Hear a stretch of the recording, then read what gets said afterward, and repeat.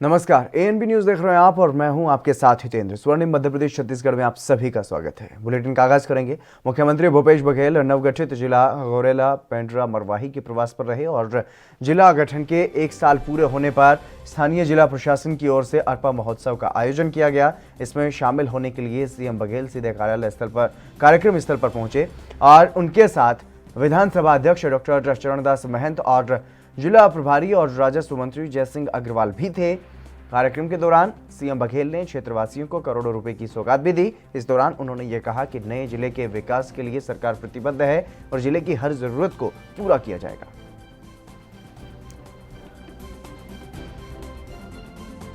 अपार स्नेह और प्यार आपका यहाँ नए जिले के रूप में जिला वासियों को मिला है।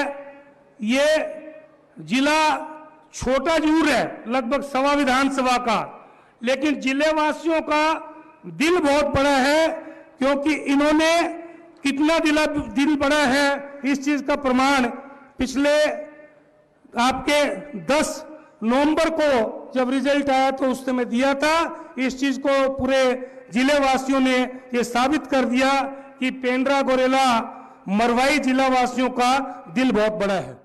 और मैं नहीं समझता कि मैं किसी जिले में, कई बार गया हूँ महोत्सव में, जिला महोत्सव में, 1 साल का जिला इतना आगे बढ़ जाएगा ये हम लोगों ने नहीं सोचा था।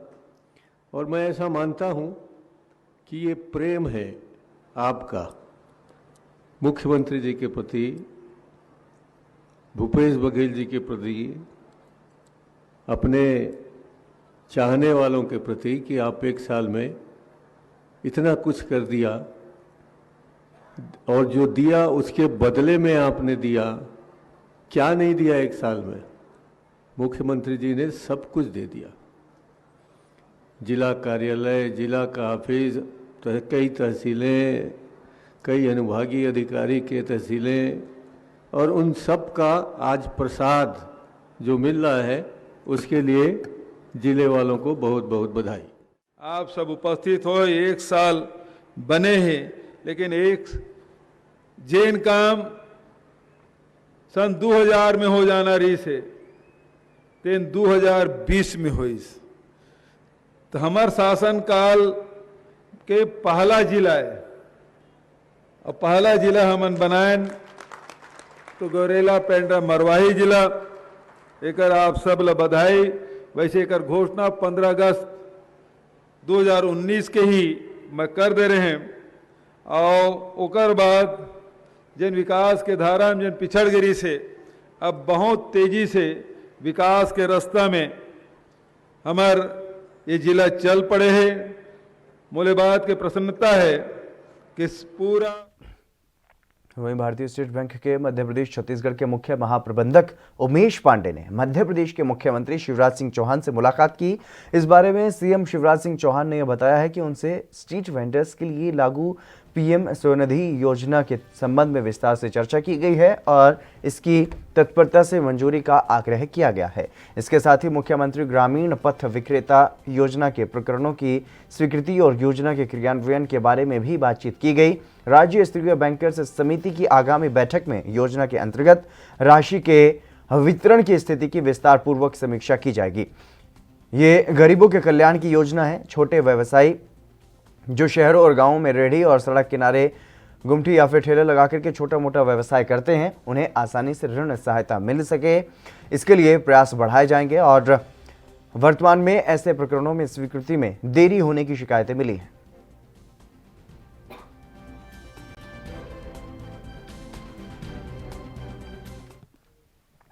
पश्चिम बंगाल में बीजेपी के लिए चुनाव प्रचार करके लौटे मध्य प्रदेश कैबिनेट के मंत्री नरोत्तम मिश्रा ने यह बताया कि बंगाल में परिवर्तन की बयार है और साथ ही उन्होंने कांग्रेस पर भी निशाना साधा है। उन्होंने कहा है कि इनके नेता ट्वीट, टीवी और पेपर तक ही सीमित रह गए। बंगाल में परिवर्तन की बयार चल रही है। जैसे जैसे चुनाव आएगा ये बयार आंधी में तब्दील हो जाएगी और मतदान के वक्त तूफान होगा और मतगणना के वक्त सुनामी। मैंने कमोबेश ऐसे ही यूपी के बारे में बोला था, तब जैसे आज आप मुस्कुराए हो तब भी आप मुस्कुराए थे।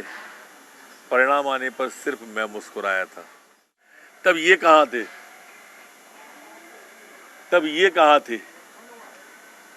या जिनके बारे में ये कह रहे हैं वो कहाँ थे? ये बहुत बार पूछते हैं कि तब भाजपा के लोग कहाँ थे, तब जो वर्तमान में कांग्रेस के हैं ये कहाँ थे? काल्पनिक बातों पर जानबूझ के इस तरह का वो ट्वीट करते हैं जिससे आप उन्हें न्यूज में स्थान दे देते हैं। बाकी अब कांग्रेस कोई जन आंदोलन तो कर नहीं सकती। वो और उनके राष्ट्रीय नेता ट्विटर, पेपर और टीवी तक ही सीमित हैं।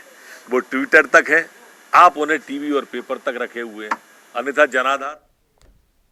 देश में कोरोना काल का असर हर राज्य में देखने को मिला, लेकिन कोरोना काल में शिवराज चौहान एक बार फिर से सीएम बने थे, जिसे लेकर के अब कांग्रेस शिवराज सरकार को घेर रही है। और कांग्रेस प्रवक्ता नरेंद्र सलूजा ने बच्चों को लगने वाले टीकों पर सरकार पर निशाना साधा है। उन्होंने कहा कि प्रदेश सरकार की असफलता सामने आई है। प्रदेश हर दृष्टि से पिछड़ गया है, चाहे बच्चों के टीकाकरण की बात करें, आवश्यक सेवाओं की बात करें, विकास की दृष्टि से बात करें, बच्चों की शिक्षा की दृष्टि से बात करें, हर क्षेत्र से पिछड़ गया। सरकार ने पूरा जितनी भी चीज़ों को टालना था कोरोना की आड़ में टाल लिया। कोरोना की आड़ में उनकी राजनीति चलती रही, रैली चलते रहे, उत्सव चलते रहे, चुनाव चलते रहे, लेकिन बच्चों का महत्वपूर्ण टीका कार्यक्रम तक नहीं हुआ। इससे प्रदेश सरकार की असफलता साबित होती है, नाकामयाब दिखती है। निश्चित तौर पे इसके दोषियों पे कार्रवाई होना चाहिए और प्राथमिकता से BCG, हेपेटाइटिस बी, ऐसे कई टीके हैं जो बच्चों को लगते हैं। वहीं शराब नीति को लेकर के मध्य प्रदेश कैबिनेट के मंत्री विश्वास सारंग ने यह कहा है कि हम नशा मुक्ति की पहले से ही मांग कर रहे हैं। उमा भारती जी ने भी सामाजिक अभियान चलाया है, हम सब नशे के खिलाफ हैं।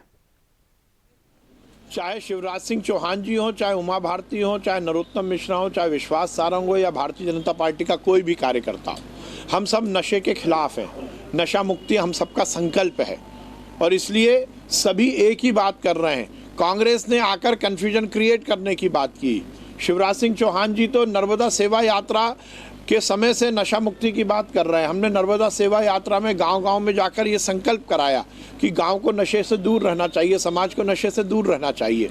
हमारा ये सामाजिक अभियान है। उमा जी ने भी सामाजिक अभियान चलाने की बात की, कहीं राजनीतिक बात नहीं थी। उमा जी ने भी कोई राजनीति नहीं की, नरोत्तम जी ने भी कोई राजनीति की बात नहीं की और हम सब एक मत से नशे के खिलाफ है और नशा मुक्ति हमें समाज में इसका जन जागरण करना है, इसके लिए हम कटिबद्ध। मध्य प्रदेश के मुख्यमंत्री शिवराज सिंह चौहान के निर्देश पर उज्जैन प्रशासन लगातार कार्रवाई कर रहा है और प्रशासन ने कार्रवाई करते हुए हरिओम की नमकीन पर कार्रवाई की गई, जहां पर खाद्य सुरक्षा अधिकारियों को नमकीन बनाने के लिए कास्टिक सोडा, प्रतिबंधित कलर और उपयोग में लिया गया तेल वहां पर मिला है। और इसके अलावा नमकीन के कारखाने में बेहद गंदगी का अंबार भी पाया गया, जो कि किसी भी मानव शरीर के लिए हानिकारक हो सकता है। और इसको लेकर के जब ADM नरेंद्र सूर्यवंशी के साथ टीम पहुंची तो दुकान में घुसते ही अधिकारी गंदगी देख करके हैरान रह गए। और बता दें कि नमकीन के पैकेट पर एक्सपायरी डेट भी नहीं लिखी मिली, जिसे लेकर के ADM नरेंद्र सूर्यवंशी ने यह कहा कि कई प्रकार की अनियमितता मिलने के कारण नमकीन के सैंपल लेकर के भोपाल स्थित लैब में भेजे जाएंगे और आरोपी पर कार्रवाई की जाएगी।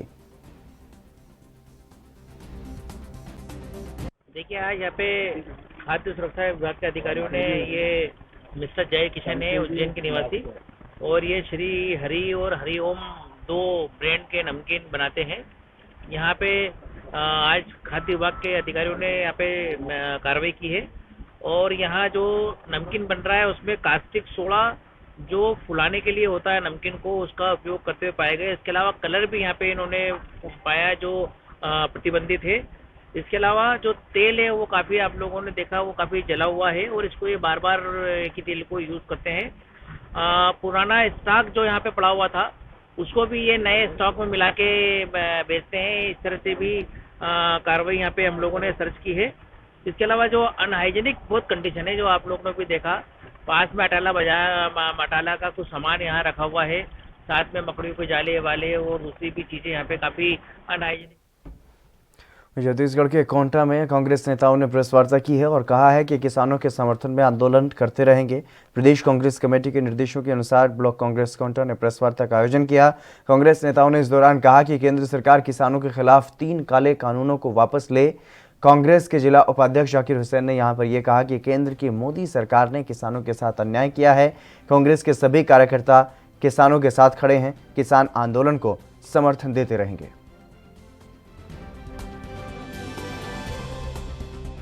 कोंटा ब्लॉक में किसानों के समर्थन में छत्तीसगढ़ प्रदेश कांग्रेस कमेटी के निर्देश पर, जिला कांग्रेस कमेटी के निर्देश पर हमारे कोंटा ब्लॉक की प्रभारी श्रीमती बबीता मंडावी जी, नगर पंचायत दुर्नापाल आज हमारे साथ आई है।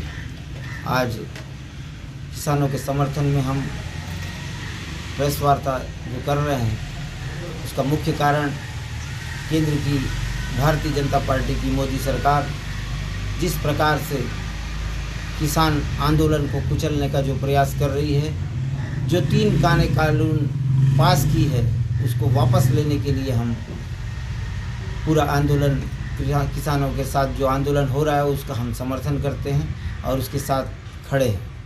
और जब तक नरेंद्र मोदी सरकार, केंद्र की मोदी सरकार, भाजपा सरकार ये 3 काले कानून वापस नहीं लेगी, हमारा चरणबद्ध तरीके से जो भी निर्देश प्रदेश कांग्रेस से मिलते रहेगा। हम देश में किसान कानूनों का विरोध चल रहा है और मध्य प्रदेश के रीवा में 39 दिन से किसानों का लगातार वहां पर भी आंदोलन चल रहा है। इस सिलसिले में किसान संघर्ष मोर्चा के प्रदेश संयोजक ने पत्रकारों से बातचीत की और कहा कि जो खुद कॉर्पोरेट जीवी हैं वो किसानों को परजीवी कह रहे हैं और अपमानित कर रहे हैं।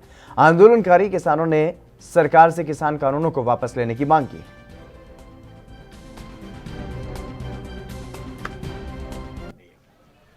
हमें बहुत अफसोस हुआ 2 बातों को सुनकर। एक तो कृषि मंत्री जी ने संसद में बयान जो दिया आखिर में डिस्कशन के बाद, चर्चा के बाद, उसमें उन्होंने ये कहा है कि उन्हें किसी ने नहीं बताया कि इन कानूनों में काला क्या है। ये बहुत असत्य बयान था। मैं झूठ शब्द का इस्तेमाल नहीं कर रहा क्योंकि वो संसदीय नहीं है। ये बहुत असत्य और चौंकाने वाला बयान था। हम लोग उस पर अफसोस कर पाते। इसके पहले ही प्रधानमंत्री जी ने ताली बजाकर और हंसते हुए जो भाषण दिया है राष्ट्रपति के अभिभाषण पर समापन करते हुए, उसने हम लोगों को और ज़्यादा स्तब्ध कर दिया जब उन्होंने भी कहा कि कोई उन्हें ये बता नहीं रहा कि काला क्या है। ये बहुत गैर जिम्मेदाराना बात है।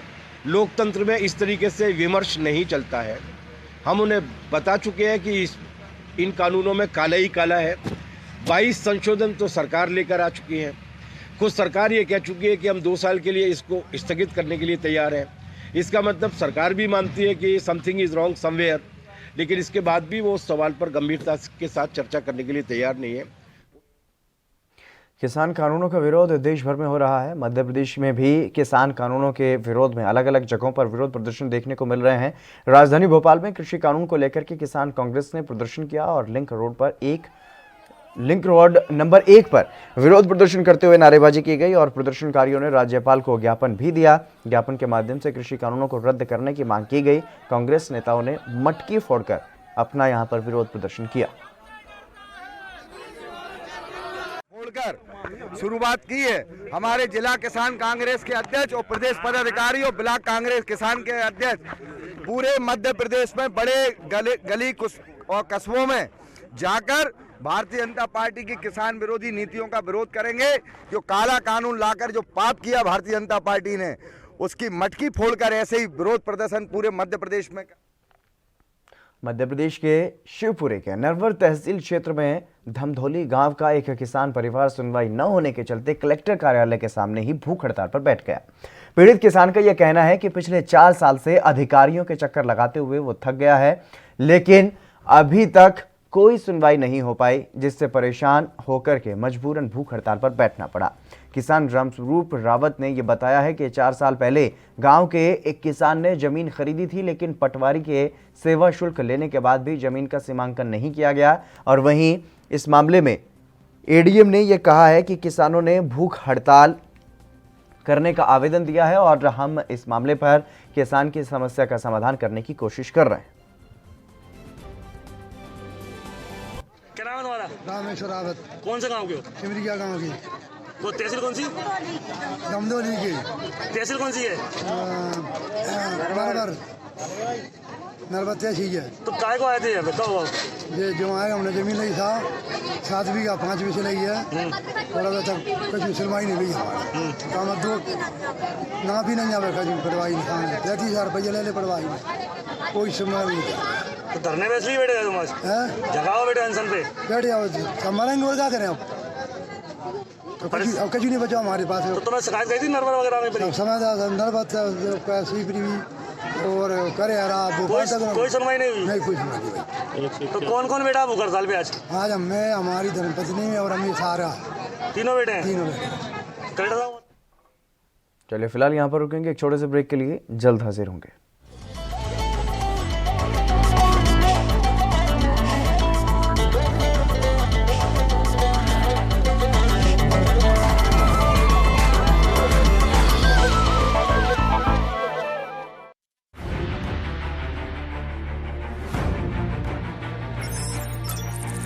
खबर चाहे सियासत की हो या सरकार की,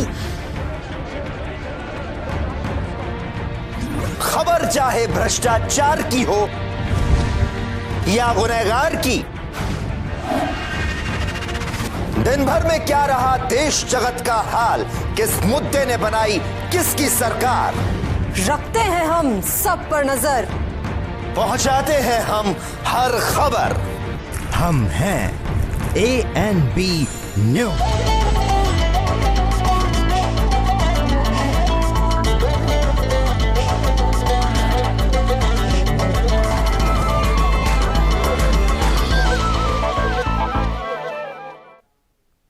ब्रेक के बाद एक बार फिर से आप सभी का स्वागत है। खबरों में आगे बढ़ेंगे। देश भर में कोरोना वैक्सीनेशन अभियान जारी है। लगातार नए नए कीर्तिमान भी वैक्सीनेशन को लेकर के स्थापित किए जा रहे हैं।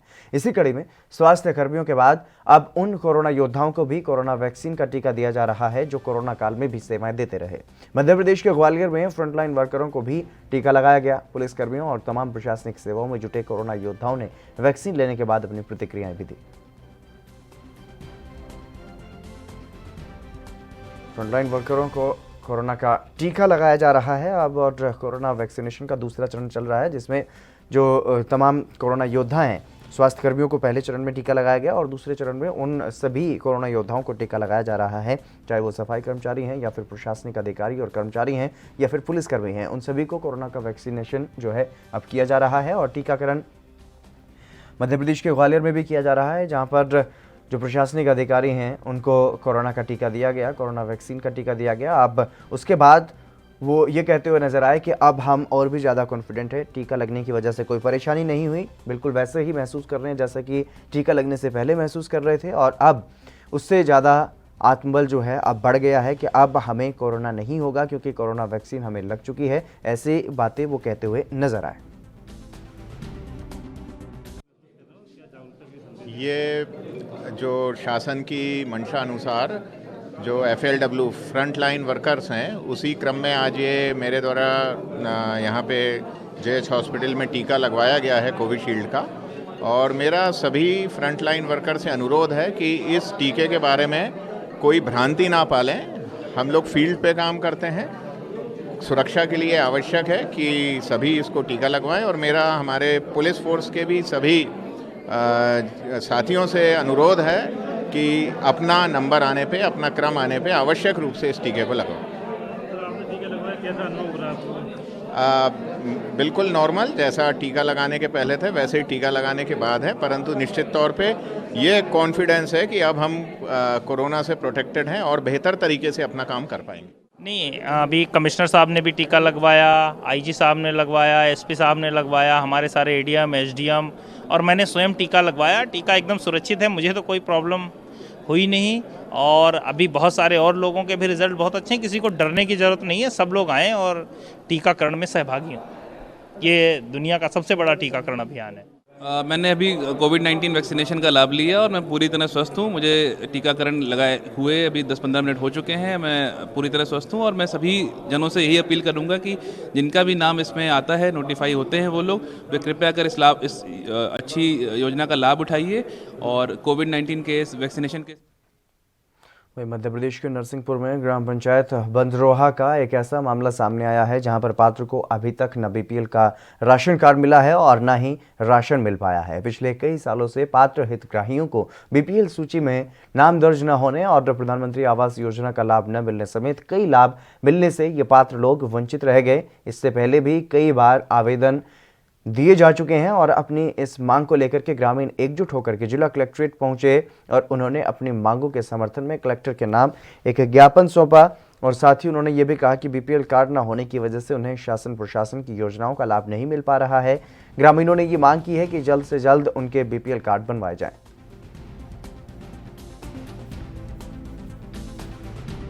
हम बंदरुआ पंचायत से आए हैं। हम लोग करीब 20-25 लोग हैं और बाकी भी कम से कम 100-150 की समथिंग है। तो राशन नहीं मिल रहा है। कुछ लोगों की 60-60 साल की उम्र हो गई, उन लोगों का अभी तक बीपीएल कार्ड नहीं बनाया गया। पंचायत से संपर्क किया, क्या बोलते हैं? सब लोगों से संपर्क किया, 2-2, 3-3 बार 4-4 बार फॉर्म भी दे चुके उनको। बीपीएल का फॉर्म जमा कर दो, आपका हो जाएगा, पर अभी तक कोई जानकारी नहीं मिली, ना हुआ। जो अभी लॉकडाउन लगा था, लॉकडाउन में भी बहुत सारा राशन वितरण हुआ है, मगर उनने सूचना दी थी कि सभी को राशन मिलेगा और मैसेज में और पेपरों में भी जानकारी आई थी कि जिसका समग्र आईडी पोर्टल पर परिवार निर्धारित है उनको भी कोरोना काल में राशन दिया जाएगा, मगर उनको भी राशन नहीं दिया गया। राशन नहीं मिला किसी को? जी, किसी को राशन नहीं मिला। और सभी लोग हैं, आप सभी से भी पूछ सकते हो। और वहाँ जो बांटने वाली एक महिला आती हैं, उनका मैं नाम तो नहीं जानता हूँ, तो उससे मांगा तो उसने बोला कि आप सरपंच से लिखवा के ले आइए, वो यदि बोल देंगे, लिख के दे देंगे तो मैं राशन दे दूंगी, यदि वो नहीं बोलेंगे तो मैं नहीं दूंगी। आपने सरपंच से बोला था? ज्ञापन दिया हुआ है राशन को लेकर? हाँ, एक ग्राम पंचायत बंदरोहा के पात्र व्यक्तियों द्वारा राशन, आवास, स्थानीय समस्याओं के संबंध में एक ज्ञापन दिया गया है। ज्ञापन का भी विधिवत रूप से संबंधितों को भेजा जाकर निराकरण की कार्रवाई कराई जाए। सर, उनका कहना है शिकायतकर्ताओं का कि उनको कोरोना काल में भी उनको राशन नहीं दिया गया। संबंधित को भेजा जा रहा है, उन्होंने कोरोना काल और सब सारे विवरण इसमें ज्ञापन में नोट किए हुए हैं, तो उसमें जो भी संबंधित जो कार्रवाई। पिछले दिनों इंदौर के भंवर कुमार थाना क्षेत्र के अग्रवाल नगर में एक व्यापारी के साथ लूट की वारदात हुई थी। बाइक सवार 5 बदमाशों ने मोबाइल व्यापारी को चाकू मारकर 9 लाख रुपए से अधिक से जो बैग भरा हुआ था वो लूट लिया था और वारदात के बाद आरोपी फरार हो गए थे। अब पुलिस ने मामले का खुलासा किया और 5 आरोपियों सहित एक नाबालिग को भी गिरफ्तार करने में सफलता हासिल की है। सभी 6 आरोपी पकड़े गए हैं और पकड़े गए आरोपियों से लूट में इस्तेमाल की गई 2 मोटरसाइकिल सहित 9,78,000 रुपए बरामद किए गए।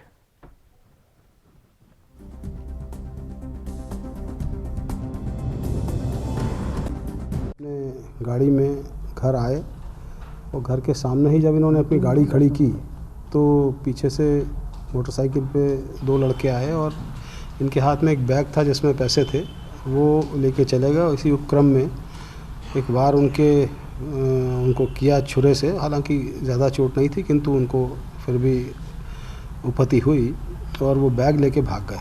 ये एक सनसनीखेज वारदात थी और एज अ चैलेंज लिया गया इसको। रात भर इन्वेस्टिगेट किया गया और संदेहियों को इसमें राउंड अप भी किया, कई लोगों से पूछताछ की गई, जो भी टेक्निकल इनपुट्स मिल सकते थे वो भी लिए गए और फिर उसके इस इन्वेस्टिगेशन के क्रम में मैं समझता हूँ विदिन 36 आवर्स इस लूट के सभी 6 आरोपी राउंड अप कर लिए गए हैं और लूटा गया पूरा पैसा भी रिकवर कर लिया गया है।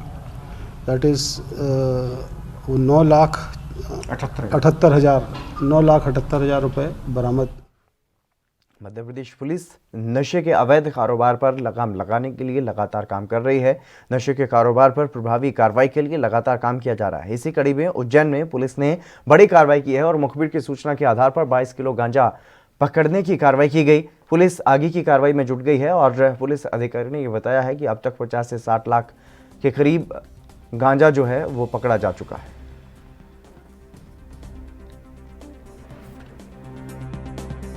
जैसा कि आप लोग सब जानते हैं कि प्रदेश में इस समय नशे के विरुद्ध एक विशेष अभियान चल रहा है। उसी अनुक्रम में पिछले माह भी हम लोगों ने एक बड़ा कैच पकड़ा था जिसमें 1.5 क्विंटल के आसपास का गांजा पकड़ा था। उससे लगातार इंफॉर्मेशन हमारे पास आ रही थी। इसी आधार पे हमें एक नानाखेड़ा पुलिस स्टेशन में भी एक विश्वस्त सूचना प्राप्त हुई थी, जिसमें आरोपी के पास एक उड़ीसा से गांजा लाने की शिकायत प्राप्त जानकारी मिली थी। उस पर हमारी टीम ने काम किया, जिसमें सीएसपी नानाखेड़ा और टीआई नानाखेड़ा की टीम गई और जब इंटरसेप्ट किया उसे तो उसके पास से लगभग 22 किलो 100 ग्राम गांजा, जिसकी अनुमानित कीमत लगभग 10 लाख के आसपास है, उसको जब्त किया है।